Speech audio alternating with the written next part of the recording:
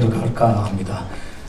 주신 어떤 주제, 우리가 싸울 적, 예전에 제가 어디에서 강의를 했던 어떤 교회에서 강의를 하고, 그리고 제가 이제 공개석사학에 나오기 시작을 하면서 청년들, 학생들 앞에서 했던 첫 강의, 공개 강연 제목이기도 합니다. 두 개의 전선, 하나의 전쟁. 아까 이미 어떤 건 이야기가 나왔습니다만 우리는 전쟁을 하고 있습니다. 처음부터 그랬습니다. 전쟁입니다. 이 부분들을 잊어서는 안 된다라는 겁니다. 저들, 우리의 적, 두 개의 모습. 왜 두 개의 전선이라고 제가 규정을 짓느냐? 휴전선은 뭐 설명을 굳이 드릴 필요가 없을 것 같습니다. 그런데 또 하나의 전선이 있다. 대한민국 내부에, 이 남한의 내부에 그 내부 전선이 있다. 정치 전선이 있다라는 것, 잊어서는 안 된다라는 겁니다. 하나의 세력입니다. 그리고 그들의 목표도 하나입니다. 그렇습니다. 단순화시켜서 표현을 하자면 핵무기, 핵전력, 북한의 군사력, 핵전력, 핵으로 대표되는 북한의 군사적 위협. 그런데 저는 반드시 이 부분들을 이제 강조해야 된다고 생각이 됩니다. 전쟁은 정치의 연장이라고 했습니다. 그리고 그것은 또 뒤집어 말하자면은 그렇습니다.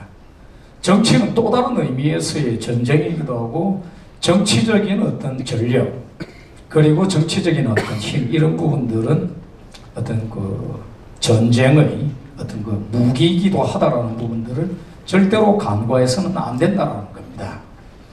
핵무기에 대해서는 제가 굳이 설명을 드릴 필요가 없을 것 같습니다. 그리고 북한의 최근 희한한 어떤 용어들도 등장을 했죠. 불상발사체, 비상발사체, 이런 어떤 그 뜻하지 않는 어떤 용어들, 참 낯설었습니다만 이제 익숙해졌습니다. 그런데 북한, 저는 뭐 김가조선이라고 그럽니다. 뭐 나라도 아닌 어떤 뭐 사실은 이제 김씨조선, 김가조선입니다.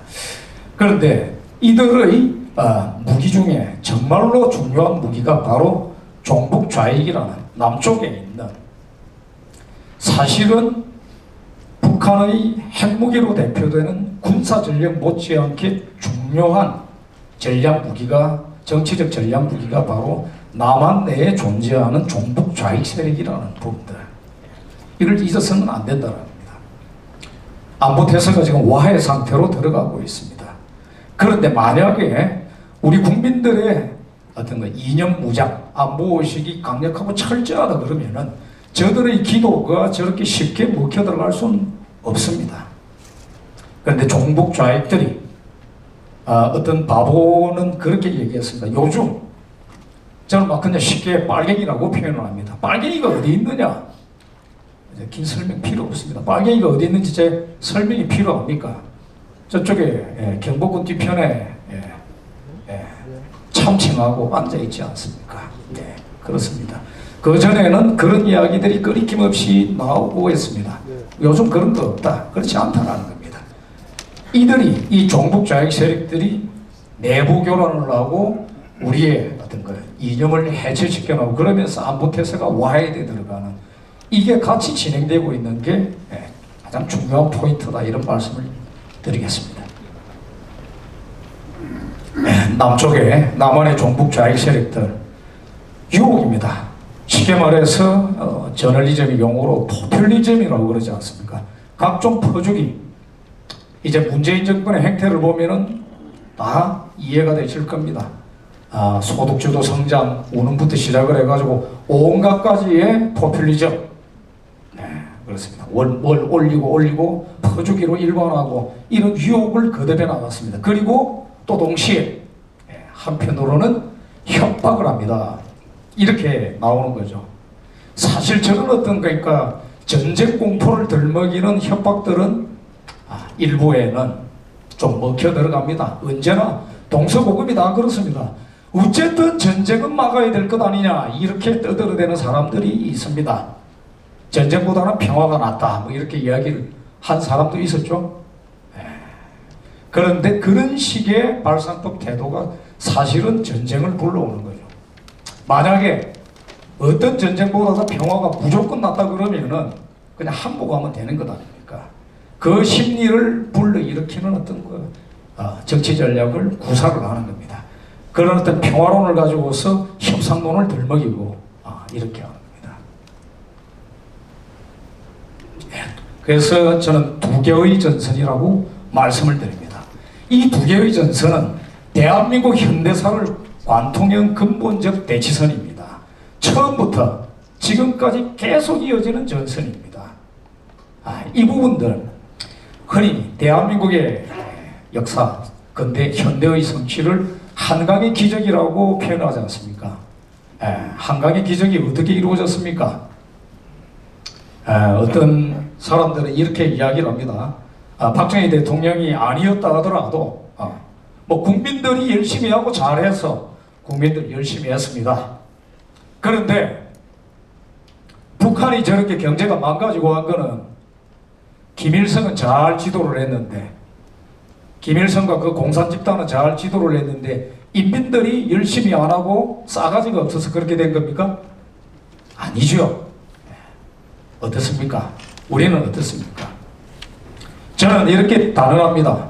아직도 제가 박정희가 옳았다 해서 심지어 유신까지 옹호하느냐라는 부분에 대해서 못마땅해하는 어떤 이런 것도 간혹 접하기도 합니다. 그러나 저는 이렇게 단언합니다. 박정희 5.16과 10월 유신으로 대표되는 박정희 대통령의 그런 결단의 정치가 없이는 사실은 한강의 기적도 없었다는 겁니다. 바로 박정희의 그 정치와 한강의 기적으로 상징되는, 그렇게 표현되는 대한민국의 경제적 업적은 바로 동전의 양면과 같은 거다라는 것이었습니다. 대한민국은 처음부터 상시적 비상체제로 태어날 수밖에 없었습니다. 남북이 공존할 수 없는 적대적인 어떤 이념적 선택을 했습니다. 북한은 공산을 택했고 남한은 자유를 택했습니다. 그 결과가 북한은 지옥이 되고 남쪽은 한강의 기적을 이룩하는 어떤 그런 쪽으로 가게 됐습니다. 기아와 기적이라고 했습니다. 북한은 기아를 대표하고 남한은, 대한민국은 기적을 대표합니다. 한강의 기적은 지구상에 유일합니다. 2차 대전 이후에 태어난 신생 독립국가 가운데 한국과 같은, 대한민국과 같은 성취를 이룩한 나라는 대한민국이 유일합니다. 라인강의 기적에 그 말은 틀렸습니다. 라인강의 기적은 기적이 아닙니다. 회복입니다. 독일은 원래 실력이 있었습니다. 그걸 회복한 겁니다. 일본도, 일본의 정오봉도 마찬가지입니다. 그러나 대한민국의 한강의 기적은 유일무이한 기적이었습니다. 그런데 그 기적은 어떻게 가능했느냐? 항상 도전 도발해 오는 적대 세력을 제압하는 가운데서 이루어진, 저는 이렇게 표현합니다. 상시적 비상체제였다. 상시적 비상체제에서 적들의 도발을 제압하는 가운데 이루어진 게 바로 대한민국의 한강의 기적이었다. 그걸 잊지 않아야 된다는 겁니다. 지금도 그 싸움은 계속되고 있습니다. 북한과 종북은 결국 하나의 세력이고 그들은 대한민국의 정당성과 성취를 일관되게 부인하고 공격에 나왔습니다. 이걸 꼭 소개해드리고 싶습니다. 이 부분들을 보시면은 대한민국이 실제 어떤 상황이었는지 처음부터 지금까지 따르면 이해를 하실 수 있을 겁니다. 네 권의 책을 소개를 드리겠습니다. 해방공간 3년 사이에 나온 수많은 좌익 서적들이 쏟아져 나왔는데 사실 일반에 별로 많이 알려져 있지 않습니다.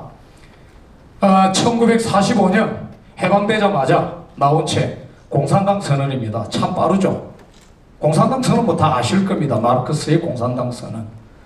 한 권을 들라고 하면은 마르크스의 대표적자 한 권을 들라고 하면은 공산당 선언이고 두 개를 들라고 하면은 자본론과 함께 이야기할 수 있겠죠. 그 옆에 저 얼굴 아시겠습니까? 판화로 새겨져 있는 무엇을 할 것인가 오른쪽에서 왼쪽으로 읽어야 됩니다. 예, 곧바로 해방공간에서 나온 책입니다. 레닌입니다. 판화로 새겨진 참 정성스럽게 만들었죠. 레닌의 대표 저작입니다. 두껍지도 않지만 저는 빨갱이 출신입니다. 그래서 저는 필독서였습니다. 좌익운동, 혁명을 가능하게 한 바로 그 어떤 가장 결정적인 어떤 저작입니다. 한 권을 들려고 하면 무엇을 할 것인가, 두 개를 들려고 하면 레닌의 경우에는 제국주의론과 함께 저것을 칭하합니다. 저 책이 곧 나왔습니다. 한글로 제목이 달려가 있죠. 전국으로 다 배포가 됩니다. 좌익 세력들이 급격하게 조직화가 되고 이렇게 일어납니다. 저게 해방공간의 상황이었습니다. 그리고 여러분 민주주의 12강이라는 책 기억을 해주시죠. 1946년도에 나왔습니다. 민주주의 12강. 제가 젊은 청년 학생 후배들에게 이 책이 어떤 책일 것 같습니까? 라고 질문을 했을 때 친구들 맞추는 사람은 아무도 없었습니다. 간혹 시니어 제 선배 세대분들은 이강국이라는 저 이름을 보고 어떤 책이구나 짐작을 하고 했습니다. 어떻습니까? 이강국 아시죠? 이강국 김수임의 남자. 남도당의 한 3인자쯤 될 겁니다. 북한에 올라가서 나중에 외무상이 됩니다. 외무부 장관이 된. 해방공간에서 빨갱이의 거물 중에 거물입니다. 이 사람이 첫 번째 저자로 해서 민주주의 12강 12저자가 쓴 책입니다. 빨갱이 책입니다. 제목이 민주주의 12강으로 달려가 있습니다. 그러나 저는 좌익 서적입니다. 아무도 저걸 제목만 보고는 이해를 잘 못합니다. 여러분, 저는 민주파리라고 표현을 합니다. 우리가 87년 지금 현재 집권한 자들 그리고 박정희 대통령 시대 내내 반유신 민주화 이렇게 떠들어대면서 나섰던 저 사람들이 흔들어댔던 깃발이 민주입니다. 그리고 늘 이렇게 해왔습니다. 용공조작을 정가의 보도처럼 휘둘러댔다. 아닙니다. 정가의 보도로 휘둘러댔던 것은 용공조작이 아니라 바로 저들이 휘둘러댄 용공조작론이었습니다. 처음부터 그랬다라는 겁니다. 옆에 민족과 인민 6.25를 거치면서 인민이라는 용어는 금기어 비슷하게 되어버렸습니다. 나중에 그래서 민중이라는 용어를 쓰게 됐죠. 운동권 출신들이라면 운동권을 거친 사람들이라면 그렇지 않다 하더라도 그 시절을 기억하는 분들은 떠오르는 게 있을 겁니다. 민족, 산민토라는 것도 있었습니다. 386 세대에. 바로 산민입니다. 그 시절에 운동권을 휩쓸었던 이게 이미 해방공간에서 1948년 8월 10일 대한민국이 건국되기 전에 이미 다 등장했습니다. 이렇게 시작이 됐습니다. 그리고 이런 어떤 상황들이 그대로 계속 관통되고 이어집니다. 시간이 많지 않은 관계로 결론으로 가겠습니다. 저 상황이 4.19 정 시기에도 6.3 사태 때도 유신 시대에도 계속 이어집니다.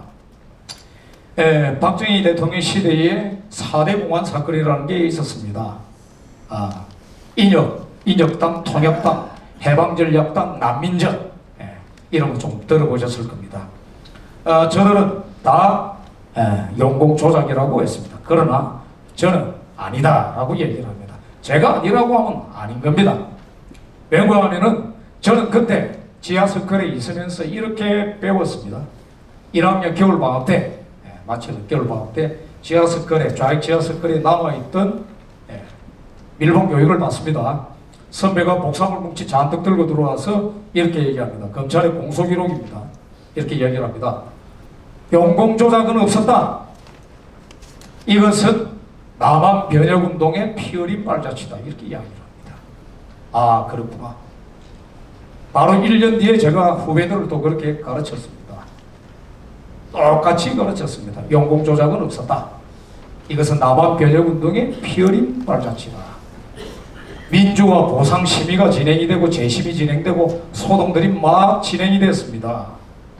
그래서 일부 무죄 선고 나오고 이런 부분들이 대대적으로 보도되게 됐었지만 그러나 실제로 수많은 당시의 사건들 가운데 천 몇백 건에 이르는 공안 사건들 가운데 무죄 선고가 나온 것은 10여 건에 불과합니다. 0.125%. 바로 그러니까 절차상의 문제 말고는 실체적 진실은 그대로 다 마찰이 됐습니다. 이렇게 됐다는 것. 그리고 바로 그 상황이 그대로 계속 이어졌습니다. 이 부분들을 제압을 하지 못하고 용납을 했습니다. 87년 체제 이후에 이들을 방치했습니다. 그 방치의 결과가 느슨하게 대했던 결과가 문재인 정권의 탄생입니다. 우리는 지금 이들이 어떤 짓을 하고 있는지를 목도를 하고 있습니다. 대통령 선거 전에 경고를 했지만 제 경고를 듣지 않는 사람들이 많았습니다. 이제 그 친구들이 더 걱정을 합니다. 네, 그렇습니다. 이게 우리의 상황입니다. 두 개의 전선이 있지만 결국 하나의 전쟁입니다. 남쪽의 종북 좌익 세력들을 결정적으로 제압하지 않고서는 이런 어떤 교착 상태를 벗어나지 못합니다. 빨갱이들을 때려잡아야 됩니다. 감사합니다. 여기까지 마치겠습니다.